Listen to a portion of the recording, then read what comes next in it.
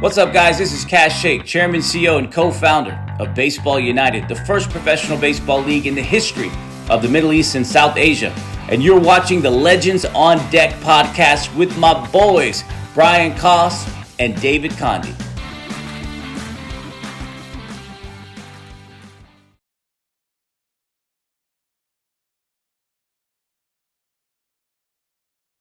Welcome to episode 92 of the Legends on Deck podcast. I'm Brian Koss, along with my co-host, David Condi. Today's guest is the head coach of Trenton High School in the Gainesville area. Trenton has been a hotbed for elite baseball talent in recent years. Chris Marlo is a physical therapist and has over 20 years of coaching experience, including with Power Baseball. Chris, welcome to the show. Happy to be here. Thanks for having me, guys. Oh, we're glad you're here. Right. We're glad to get to know the other Marlo. We had your brother about 40 episodes ago, so it's good to bring in the more experienced brother, right? Yeah. Younger, more experienced. I don't know if that goes together, right? Well, we like to get to know you and kind of where you started. Kind of give us a background. Where'd you grow up? What developed your passion for the game, and then tell us about some of your playing career and how it led to you coaching. All right. So, me and Jess, we both grew up in a small town called Point Siena. It was very small when we lived there. Most of the time, people just called it Kissimmee. Um, went to Point Siena High School my first 2 years and then transferred to Osceola. The reason why I transferred to Osceola is just because there was a lot more tradition there. It had some, it was kind of the powerhouse in that area.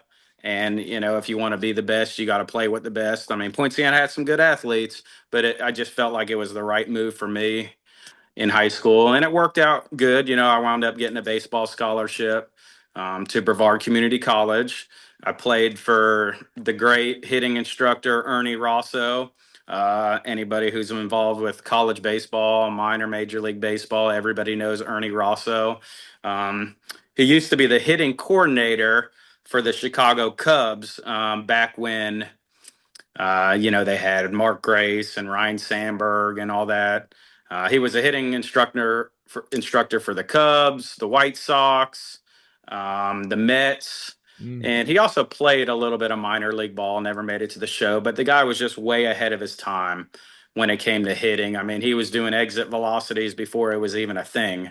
I played I graduated high school in 1999.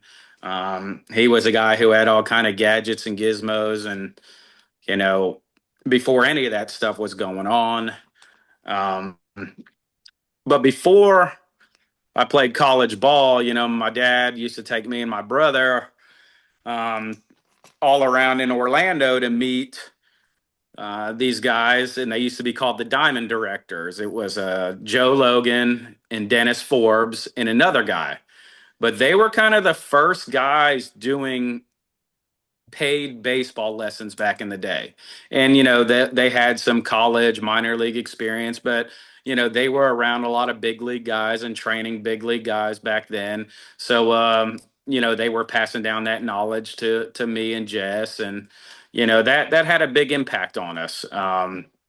Because there just wasn't very many guys doing it. There also wasn't there wasn't no such thing as travel ball back then.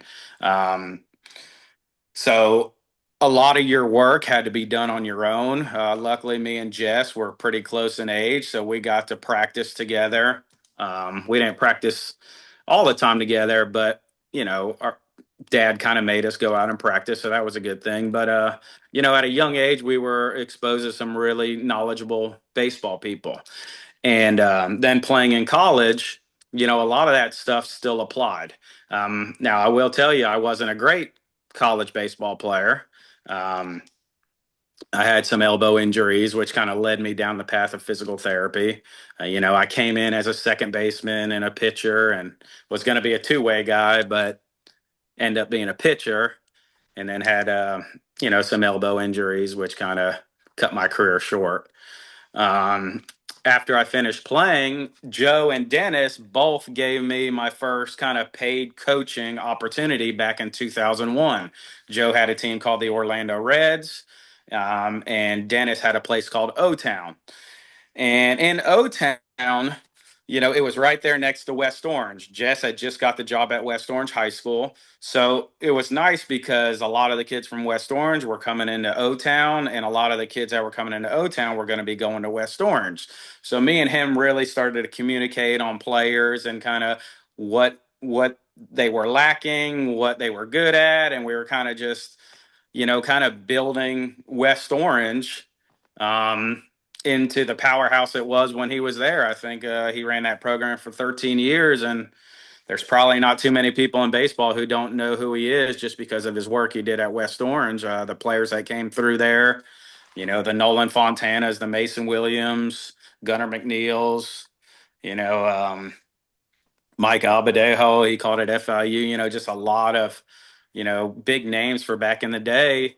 I had the pleasure of getting my hands on when they were younger and, seeing them develop. So I feel like in my coaching career or training career, that helped me a lot because I kind of got to see what skills kids had to have at certain ages. Um, so, that's kind of my background there. You know, I wound up going to physical therapy school in 2005, 2007. I've had a plan when I was in therapy school to kind of really dive into the baseball portion of physical therapy, the human body. I always tell the story, there's a lot of science behind pitching and hitting now. And when I mean science, I don't mean metrics. I mean just science, how the body moves, the biomechanics of it, what creates velocity, angles, stuff like that. And when I was in physical therapy school, we had to do some research articles. And, I went into the little scientific database, and there was, I think, like 15 articles on baseball.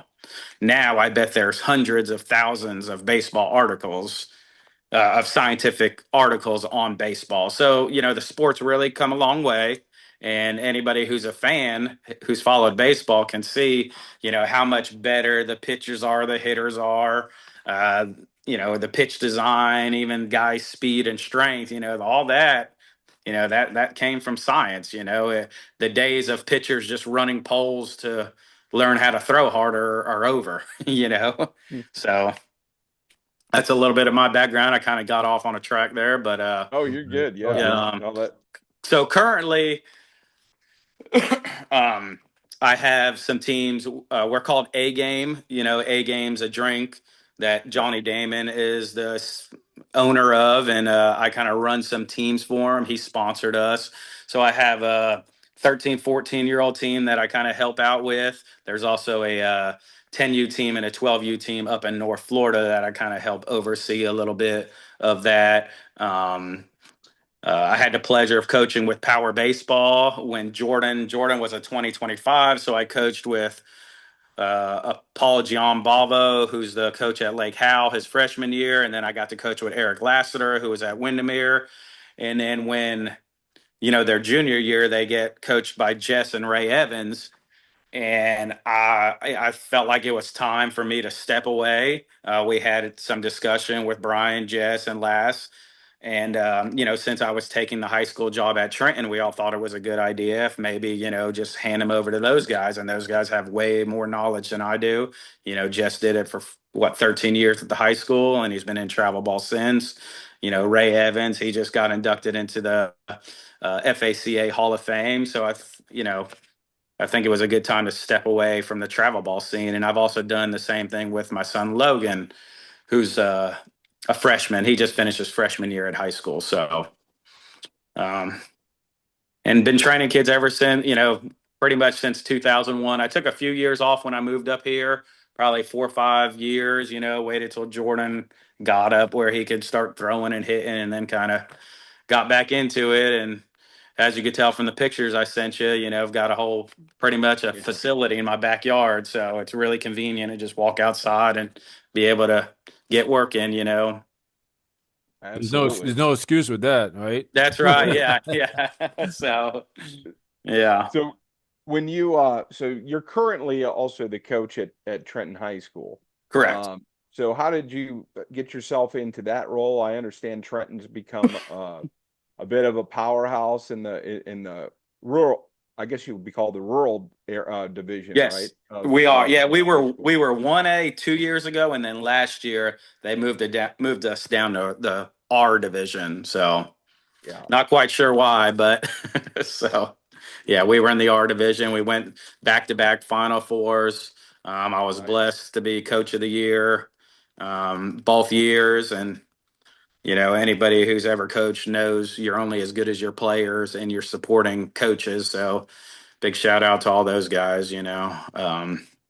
Really blessed at Trenton uh, to be where I'm at. Have a really good athletic director.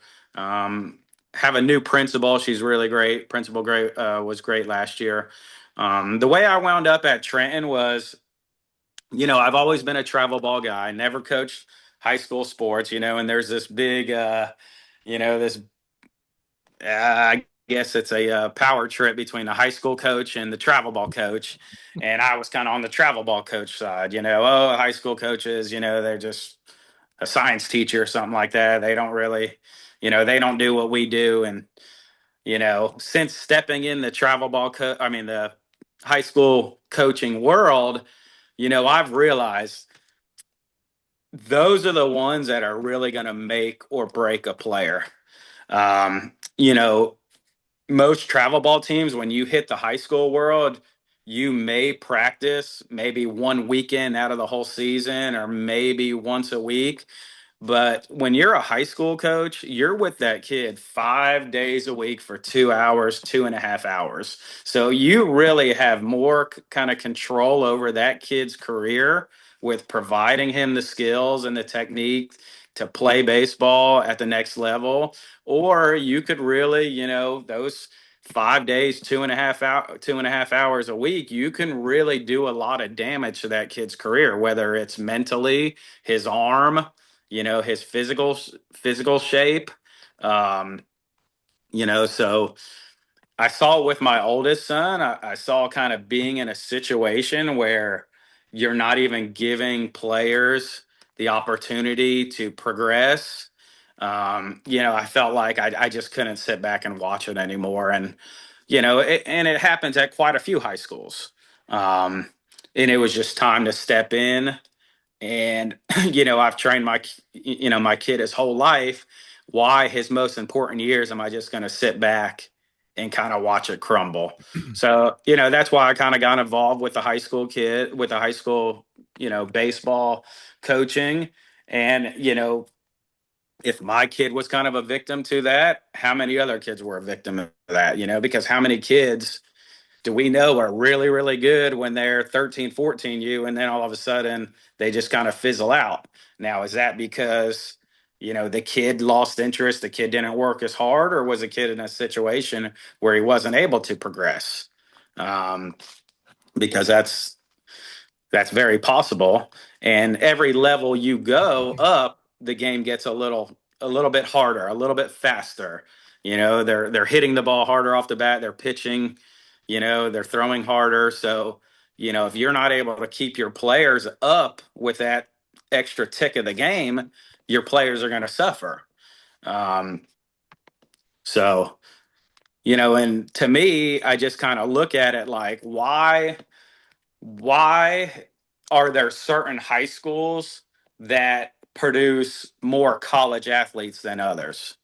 Sure. It's not something in the water like people say. Maybe it's because, that coach is doing his research, that coach is networking, that coach is trying to figure out, you know, what's the best way to train his players. Or maybe he has a system that works compared to, a coach who, maybe has been doing it 20, 25 years, but is kind of stuck in their ways. Well, that way isn't working.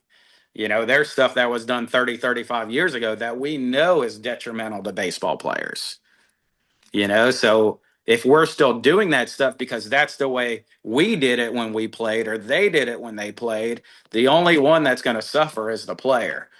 And we can get into transfer rules in high school, whether we think that's good or bad. But, at the end of the day, like if your kid really wants to do this and really wants to play baseball at the next level, like you've got to find a person who it has a track record of getting athletes to the next level.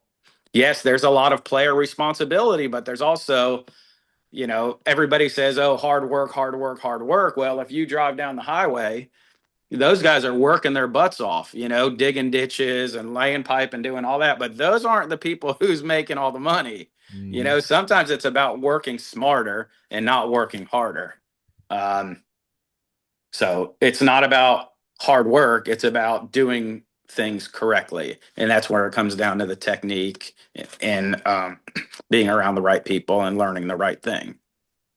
It's perfect transition to the question I had, but me and Brian were just talking about this, I think yesterday, the day before, on the differences with the high school baseball, travel baseball, and I have nothing against the travel baseball side. My issue is with the high school baseball side because my experience with it is that, like you just mentioned, there are coaches out there that don't develop. There are coaches out there that just like to say that they're the coach of a high school team and they don't do enough for the players. You Mm-hmm. don't see the players getting better. You see a lot of them getting hurt. And I'm in the mindset of if I had the opportunity to coach a high school team, like you just said, what am I doing to develop them? What am I doing to get them ready for life outside of high school? What am I doing to get them maybe an opportunity to go to a college team?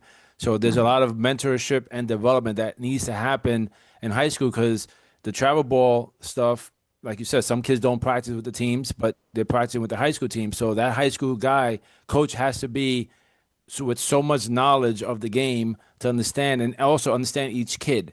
Each kid is differently. Each kid, moves differently, acts differently, has different types of skills differently. So you need to understand who your kids are, and you're spending so much time with them. So my question for you is, with the development side, and being that you're a coach and a physical therapist, what do kids need to be doing to improve their game and reach the next level? What types of things should they be focusing on and working on? Because once I say like the tribal thing, you're just showing up to a game. But when Right. you're ready for your high school season, what they should be doing right before high school season and throughout the season? Yeah. And that's, you know, I was on an earlier podcast a few years back and I made a statement that I don't think he liked very much, but anything that is protocol is not going to work on your kid. Like if you order something online, it's probably not going to work for your kid because each individual athlete is different. I mean, go to any ballpark and watch a 12U tournament. There's kids that are 6'4", throwing 80 miles an hour at 12 years old. And then there's kids that are 85 pounds, you know, at 12 years old. So it's Mhm. kind of like in the therapy world, we say a stroke's not a stroke. Every stroke is different. You don't know your plan of attack on that patient until you actually assess them. And it's the same thing for baseball. Some kids, somebody will do a weighted ball pitching camp, and they have everything from 17-year-olds who are built like a linebacker to 13-year-olds who are 6'3", 125 pounds, and built like a fishing rod. Like you can't put the same program, the same amount of throws on those two athletes. And that's where I think being a physical therapist and looking at the athlete, looking at, one, the physical maturity to me is the most important. Like, has this kid hit puberty yet? If he has, what type of body type does he have? Mhm. Is he low tone? Is he high tone? All that's important. Like, because if a kid is very low tone and very flexible, like, why are we spending 20 minutes with that kid stretching? Like, that kid doesn't need to stretch. That kid needs stabilization. And then you have the athlete who's super tight, just watch him walk. He doesn't have much rotation. That's the kid who needs to be doing mobility stuff. And that's the hardest part of being a high school coach is you really don't have time for the individual lesson during a high school practice. Mhm. Now you still have to kind of make sure everybody's getting individually developed, but you don't have time for that individual lesson, which I think is tough because usually anybody who's ever played high school baseball and their kid's not having success, or anybody who's ever coached, the parents thing is, oh, well, you're not spending any time with them. Well, it's hard because you got 15 players out there also you're trying to spend time with. But I think the best thing is getting with a coach organization who has been around, who has not just finished playing baseball. To me, the worst instructors, coaches I've ever been around are two kinds of athletes, two kinds of baseball players. One, the one who just finished playing college or minor league baseball. Two is the one who is very, very successful playing high level baseball. Those two are usually the worst type of coaches I've ever been around. Okay. You know, I tell people all the time, like when you get to that next level, Division 1 baseball, even Division 2, it's or minor league baseball. You're not being taught anything there. I don't know if I've ever met a kid, and I've worked with quite a few guys being in this North Florida area who have gone on and played college baseball, and then they come back over the summer. They don't really play summer league, even minor league baseball. And I asked them all the same thing. So what'd you learn? Oh, nothing. I mean, I've got kids that leave local universities, Florida State, Florida, UCF, high big names, Georgia, big name athletes, and they're asking me about technique and proper pitching mechanics and hitting mechanics. Like it's coaching by depth chart when you get to that next level. Like if you're an athlete and you say, "Oh man, I can't wait to get to Division 1 baseball where I'm going to learn all this new technique and this," like you don't have any idea how the college game works. Like those coaches, like if you can't help them win, you're not going to be on the field. Like it's not about just playing hard and giving it all you got. Like you have to help that team win. And if you're not helping that team win, they're just going to the next guy on the depth chart. Um, so that's why I say those highly skilled athletes that have had a lot of success, like those, usually aren't your best coaches. It's the guys that have to scrap and grind and try to absorb everything they can, that I feel like are the best coaches. Those, junior college players from, my era and Division 2 guys, because they didn't have the physicality. They had to really rely on the skill and technique. And I feel like that's where they pick up a lot of their knowledge that they're able to pass on. And, the highly skilled athlete, I've coached one of the best players' sons to ever play baseball on TV. Him and his dad both played in the league. You probably know who it is. And, he would be right there next to us at practice when I coached with Joe Logan. And I like to listen to him talk about hitting was kind of painful. I mean, the guy had over 500 career home runs, but he just did it. It's kind of like me and you just walking. It's hard to explain, but we can do it. I asked Johnny Damon, I said, "Hey man, why don't you come up and do a camp with me?" He's like, I just hit. He said, "I just threw the bat at the ball and hit." He's like, I don't know how to teach hitting. And I'm glad he admitted it, instead of going out there and charging $100 for lessons and stuff like that. When you really don't know the ins and outs of it, you're kind of just experimenting with kids.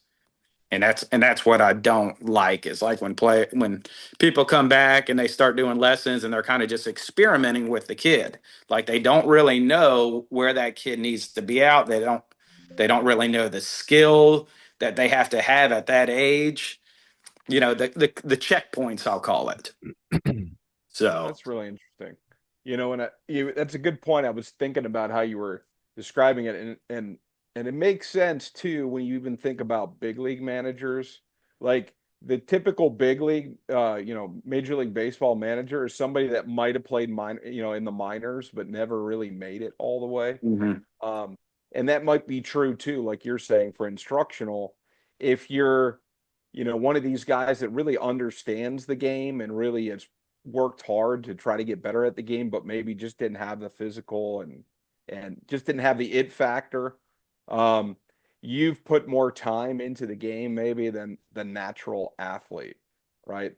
Like you said, it makes total sense to me when I think about it. The natural athlete just gifted, they just go out there and they do whatever they do, and they're not thinking about it. And they're not thinking about every piece of their swing or every piece of their the mechanics of how they throw.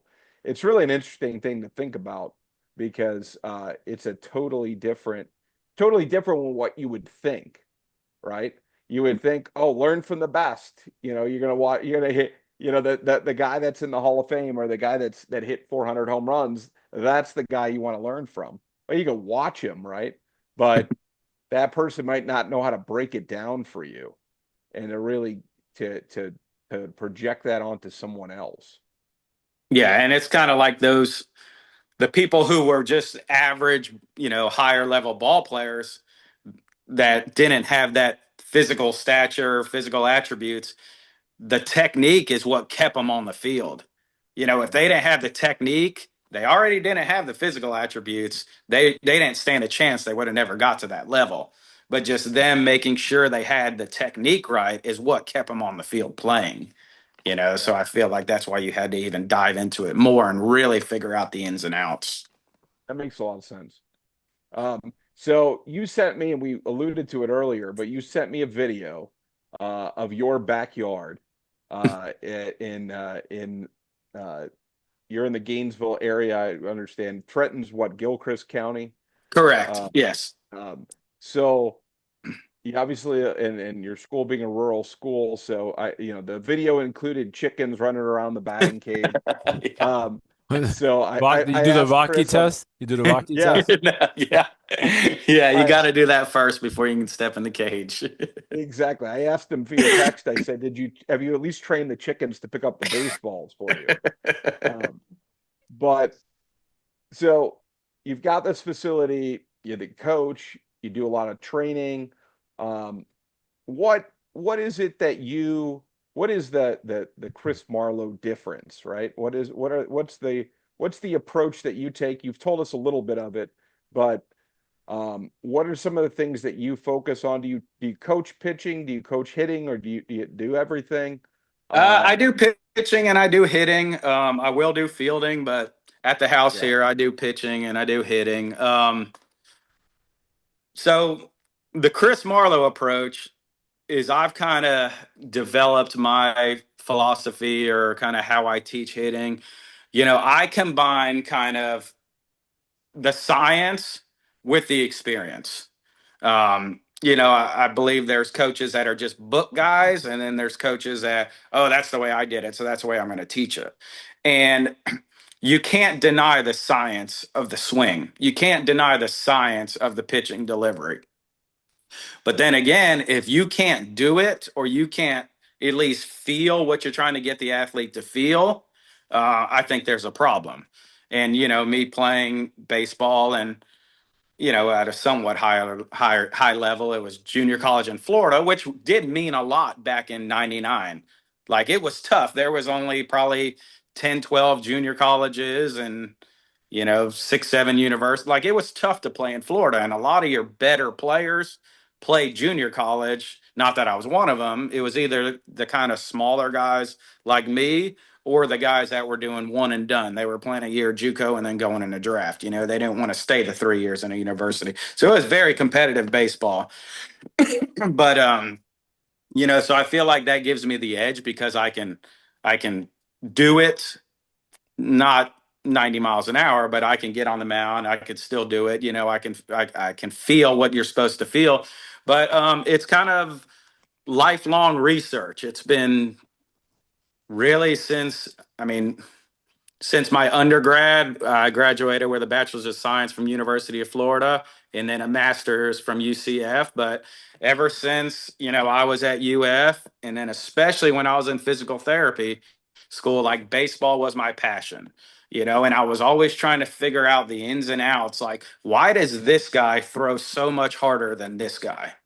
Like their body looks the same. They've grown up in the same house, or they've grown up in the same town, gone to the same people. But what separates these two athletes? Why is this one throwing 95 and this one's throwing 80?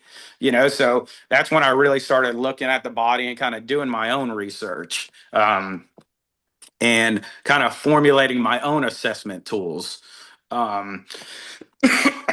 So that's a big thing. And then another thing is I have a great Rolodex. I feel like my Rolodex of people that I can call on, I feel like makes me a better baseball instructor.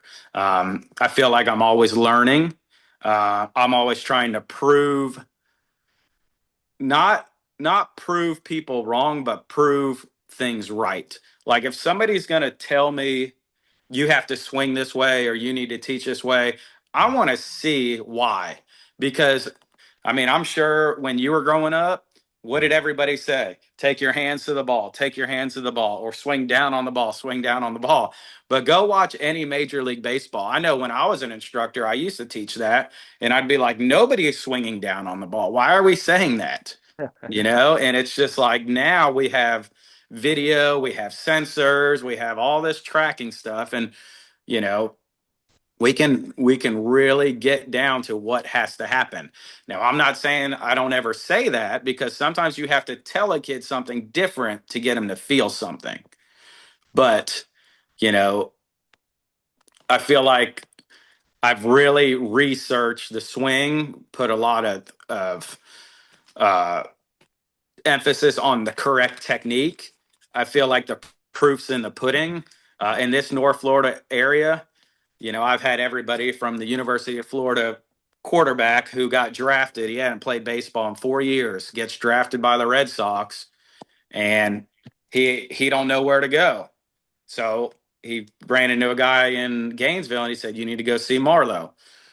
So I got him over here. Actually, I met him in Gainesville, and he's playing quarterback for the Gators, and he's throwing 84, 85 miles an hour. Really don't know what he's doing. He said, I don't know.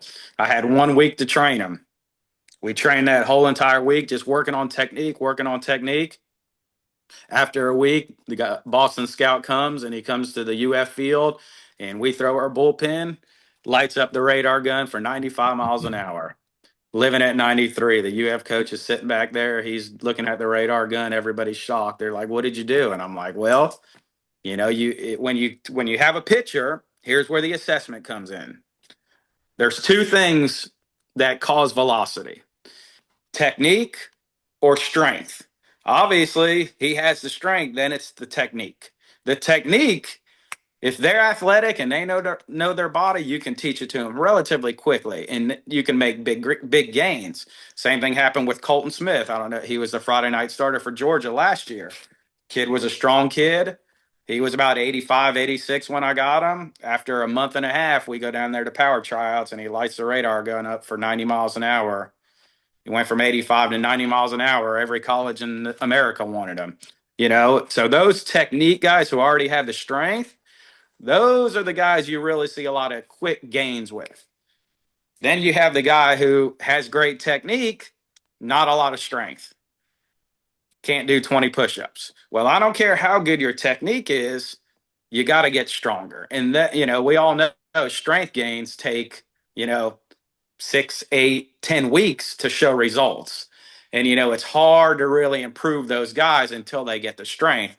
And me, I have a guy named Tim Montgomery, which he was an Olympic gold medalist. That name may ring a bell, but he runs a facility called Pneuma Speed in Gainesville. And, when I get a kid who I feel like, okay, it's a strength issue now, I send him to Tim. And I feel like me and Tim do a good combination of working together. I'm not the instructor who says, "Oh, you got to come to me. You got to keep coming. You got to come 3 days a week." Like I try to steer them in the right direction to benefit that athlete. And, over the years, it's worked out pretty good. So I've got the other day over here, I had a JU commit, a kid who has an offer at JU. Both of them are going into their senior year. I have a third-year college kid who was at UCF. I had a pitcher who's going into his third year at JU. And then I had Jordan here, and we were all working. And, so that's 5 going to be Division I athletes right here in this small town of Cross City. So, and those guys come from quite a ways. And it's with every one of them, it's different. It's constant assessment. It's technique. It's, hey, this is what has to happen. Like, I want you to try to prove me wrong. And I feel like that's one thing that me as an instructor, I tell kids, every kid who comes into my lesson, I say, hey, look, if you can find a player on TV, a high level hitter who does something different than I'm teaching you, I will pay you. Like I will give you $20 because there's a lot of bad instruction out there. There's probably 100 hitting instructors, pitching instructors from Trenton, Florida to Ocala, Florida. And they teach stuff that you'll never see on TV. Therefore, they don't have players that go on and play at the next level. The proof's in the pudding. Like if you're not teaching the skills and technique that is required at that high level, your player's probably not going to progress. The way you teach the swing at 10, 11, 12 years old should not change from the way they're being taught when they're coming home from a season of Major League Baseball, or they're coming home from the College World Series and they come and hit in the cage. Like the swing's the swing, but there's a wrong way to teach it and there's a right way to teach it. And I feel like a lot of coaches just teach things because that's what they were told when they were playing. Like hands to the ball, hands to the ball. I say, okay, look, if hands to the ball is the way to hit, let's take the extreme. Let's take the Mike Trouts. Let's take the Otanis. Like those are the extreme. Those are the best of the best. Wouldn't that movement be exaggerated? And you just don't see their body staying still and the hands going to the ball. Right. And that's just what I say. I asked them that question, and even other coaches. And here's where you got to go back to the science of the swing. Like the swing sequences from the ground up. I get on YouTube all the time and you hear people talk about, taking the shoulders to the ball, taking the barrel to the ball. I don't know if I've ever seen a baseball card of a pitcher or a hitter where the hips don't clear before the shoulders. So I've been doing lessons since 2000, 2001. And I say, if you can show me one baseball card where the hips don't clear before the shoulders, I'll give you $20 for every card you could show me. And I've never had to pay out. So, and that's where it goes back to the science, researching it, not just taking your old coach's word for it, but actually diving in and being your own scientist and looking at it and studying it. I got off track a little bit there, but that's okay. No, it's a got really long-winded. Yeah, no, you've got a good sign. Like you're applying, you can tell where you apply your, your medical, analysis, your background to the game of baseball is really what you're doing is you're putting those things together, which I think creates this unique approach that you have. Makes it, and so that answered my question perfectly when you really think about it, because I said, what's the Chris Marlo difference? Well, that's the Chris Marlo difference. Yeah. So, well, let me delve into a little bit where I guess me and Brian kind of think about. So your son played college baseball at West Georgia and played some summer collegiate league with the Winter Garden Squeeze. Is that correct? So last year was his senior year of high school. Okay. So he's committed to go to West Georgia. So he's Okay. going to go there in the fall. Okay. So he was one of the lucky freshmen that was able to play with the Squeeze, which was a great opportunity for him because that's that little tick I talked about earlier. We're up here in Trenton, which is now 1R baseball. And now I scheduled a lot of the harder teams. I like to challenge our players so we don't have a cupcake schedule. So he did get to see some good pitching, but nothing near, collegiate league pitching or Division I pitching. So yeah, it was a great opportunity. He got to play there this summer. So yeah. That's cool. So being a dad and a coach, how do you, like you said before, you have all these other kids you encourage and stuff. How do you kind of encourage your son to continue to love the game, to continue to put the hard work into the game? And then, what are the do's and don'ts of a dad coach when it's your own son? Like what should you not be doing? And don't get me wrong, there are some dads who are great coaches, but for the ones out here, for a bunch of us that struggle with our kids that don't seem to listen at times, like how can we? What's the best approach with that? Oh, if somebody were to write this book, I'd be the first one to buy it. It's a learning experience. It's an everyday learning experience. I have Jordan who just graduated high school, and then I have Logan who just finished his freshman year. I had both of them on the same high school team. Logan played third for varsity, and Jordan played second and shortstop. It was tough because Jordan was probably one of the best areas or the best players in this whole area. Batted 514, had 4 home runs. Probably one of the best players to come through this Tri-County area other than like the Wyatt Langfords and Luke Hatchers and stuff like that. But and then I had my other son Logan, who is a really great infielder, but I think he may have had like 8 at bats this year because I had a senior who was just bigger, stronger, so he got DH'd for. So at the beginning, the house was a little divided, there was some tension because I really didn't let him hit. But when it comes to coaching your kid, I tell people all the time, if people like Ken Griffey Jr. and, people like Barry Larkin couldn't coach their own kid, what makes me think I could do it? So, that's the great thing about my kids playing at Power Baseball now. Even with my youngest son, Logan, I stepped off the field in travel ball, and there's 2 hats. You can wear the dad hat or the trainer hat. They don't want you to wear both because they see you as a dad.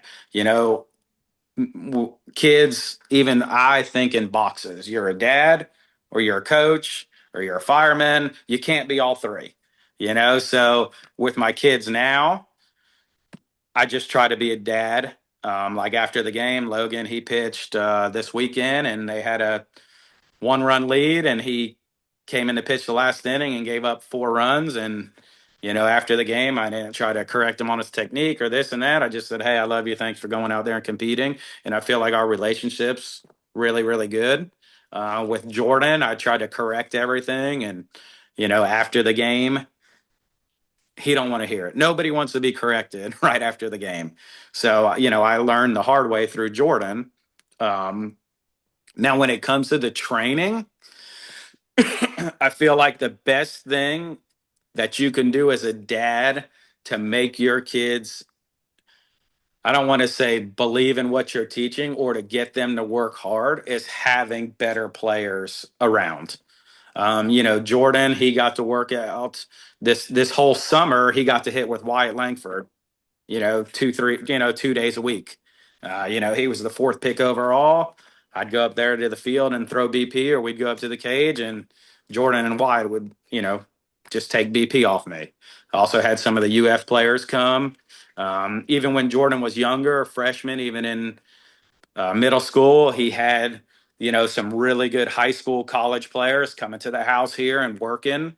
And I feel like he really learned to work hard, really how the game's supposed to be played by watching those better players.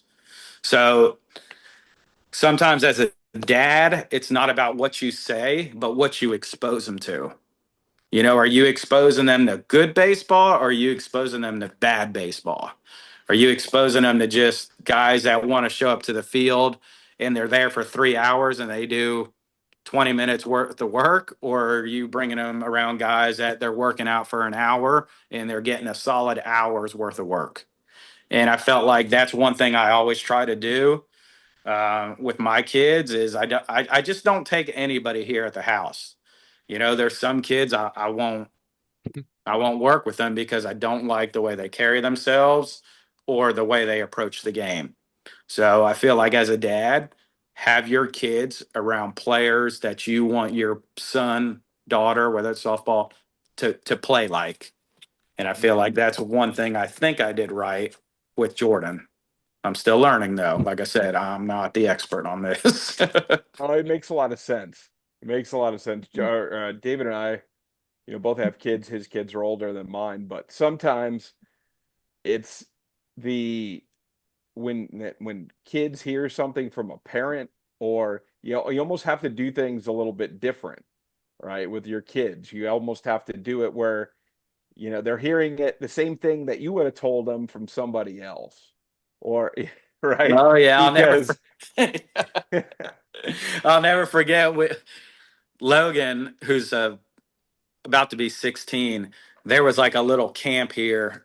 It was put on by like Clearwater Christian College, and we took him to it. He was probably like 8 years old, 7 years old. And, of course, when he's a little kid, you flip him the ball and you're like, use two hands, use two hands. And he comes home from the camp and he's like, Daddy, he told us that you're supposed to use two hands and squeeze the glove when you catch the ball. And I was like, oh, like it clicked with that kid. So, but I'm like, yeah, I've been telling you that since you were able to walk. But anyways, but yeah, it's, yeah. And I think with coaching your own kid, it's not the kid who has to have the patience. It's the parent who has to have the patience. And that's hard.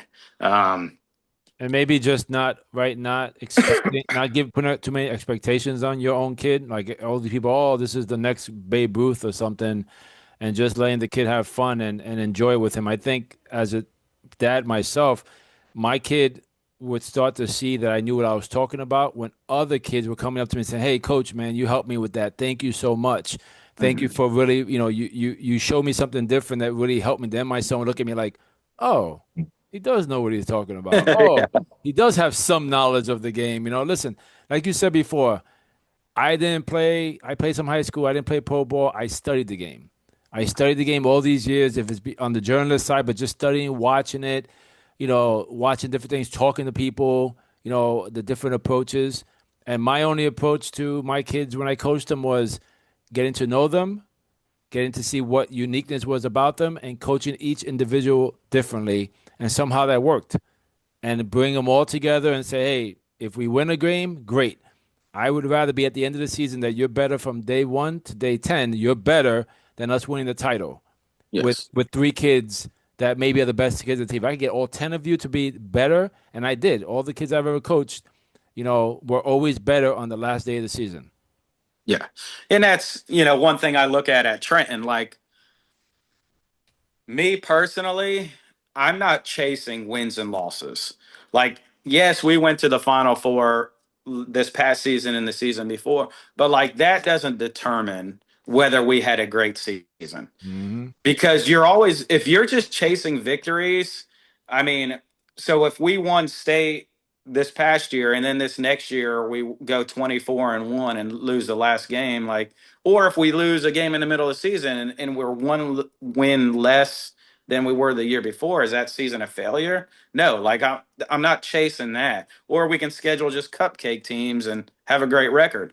The way I look at it is just like you said, is the team better today than it was at the beginning of the year? Did the players get better from the beginning of the season to the end of the season?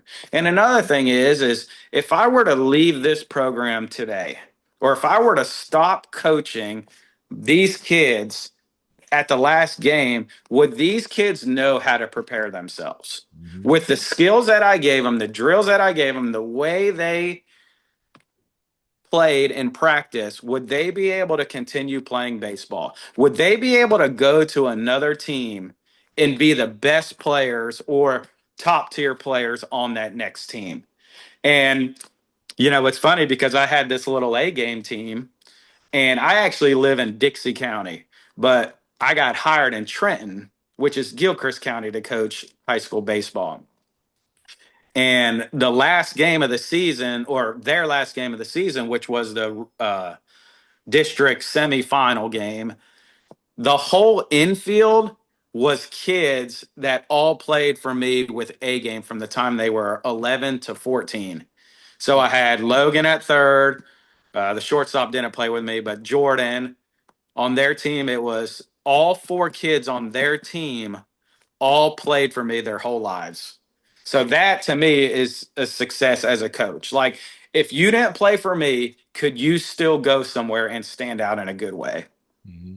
And I think, you know, there's nobody around here that can deny that. I have two kids at Santa Fe and they're the best players on their team. I have a kid in Gainesville playing and he's the shortstop there on the varsity, so that to me is success as a coach, not just wins and losses. True. Absolutely, yeah. These are the products of your work, right? Correct. So, Yes. well, Yeah. Chris, we we appreciate you taking the time today. I really was impressed with the approach that you take. Is kind of blending the science of it with the feel for it as well.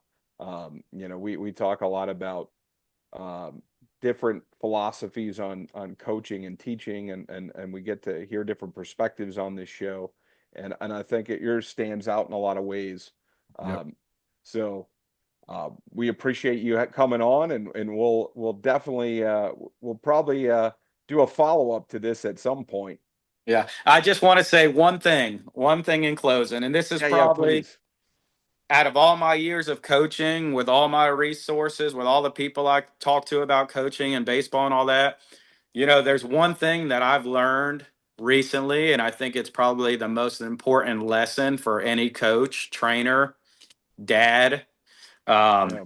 I actually learned it from a book called Lead for God's Sakes, and I applied it, and it's so true that if you can't get that kid to know that you love and believe in them, it doesn't matter what you know or what you say, it doesn't amount to anything. They're not going to listen. They're not going to buy into what you say. So the first thing, if you want to get a kid better or you want to teach a kid, is you have to capture his heart. That kid has got to know that you love him, and then he's got to love you also.